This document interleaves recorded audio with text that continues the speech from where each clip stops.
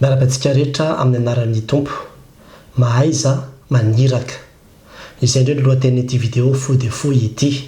Misy tenin'Andriamanitra amin'ny Kolosianina 4:4 manao hoe fa aoka ny fiteninareo ho amin'ny fahasoavana mandrakariva ho mamy sira mba ho fantatrareo izay tokony havalinareo ny olona rehetra. Ho amin'ny fahasoavana mandrakariva. Ny ankabetsahan'ny olona ravana rehefa maniraka dia mibaiko na mandidy. Ary io tena tsy azo atao.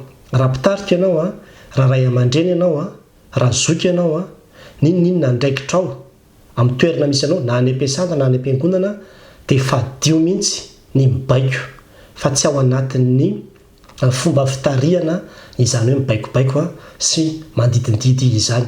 Ny antony dia satria manjary lasa mahatonga tahotra sy fiforetana anaty any amin'ilay olona ilay izy. Ary koa mahatonga ny olona tsy hanatsafidy fa ohatrany hoe manao tsy fidiny ilay zavatra izay ampanaovinao izy. Avy eo any aoriana rehefa mitohy io anao revolte izy, hanohatra amin'izay izy rehefa lehibe any aoriana any rehefa zatra no baikobaikoina sy nididididina tsy maintsy manao an'izao. Indraindray manko tsika dia amin'ny hoe batao io, raisory, ataovy an'izao ty, ity varavarankely io, anaovy an'izao, mitondray rano ity ataovy an'izao.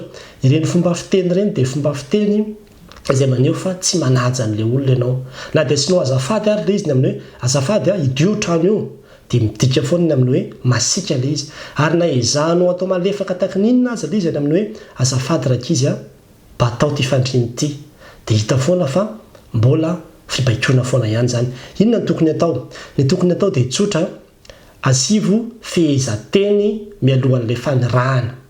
Ny hoe tsy mampaninona anareo ve? Na hoe azonareo atao ve? Na hoe mety aminareo ve? Zay vao maniraka ianao zany. Ohatra hoe tsy mampanina anareo ve raka izy raha mba bataina maketo ity fandrina ity dia ampiana hoe azafady. Ny azafady na ataonao any amin'ny voalohany na ataonao any amin'ny farany.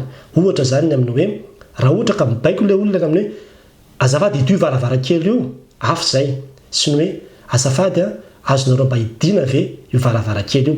Amin'ilay hoe azonareo mba nomena safidy ianao, izy tsy hamaly mihitsy tsy azonay atao.